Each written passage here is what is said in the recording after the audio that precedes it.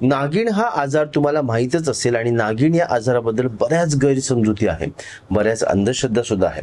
असं म्हटलं जातं की नागिण जर पोटावरती आली आणि ती अशी गोल फिरून एकत्र जुळली की माणसाचा मृत्यू होतो।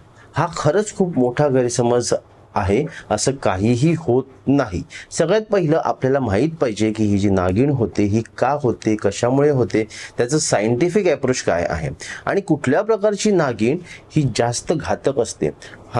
नागिण जी असते ना ही ॲक्च्युअल मध्ये घातक नाही आहे, पण त्याची जागा जर अशा ठिकाणी आलेली असेल की जिथे घातक होण्याची शक्यता आहे तर ती घातक होऊ शकते। त्याचं कारण नागिण जी असते ती आपल्या नर्व्हजला होते, म्हणून ही नागिण घातकही आहे आणि जास्त घाबरण्याची गरज नाही आहे। आता हे इन्फेक्शन कोणाला होतं? सगळ्यांनाच होतं का? नाही। ज्यांच्या शरीरामध्ये हा व्हायरस जरी गेला असेल तरीही त्यांना होणार नाही। हे कोणाला होतं? ज्यांची इम्युनिटी कमी असते, व्याधी क्षमताशक्ती कमी असते, अशांना हा त्रास लगेच होतो। अनेक वेळेला टीबीचे पेशंट, एड्सचे पेशंट, कॅन्सरचे पेशंट यांना कधी कधी अचानक हा त्रास होऊ शकतो।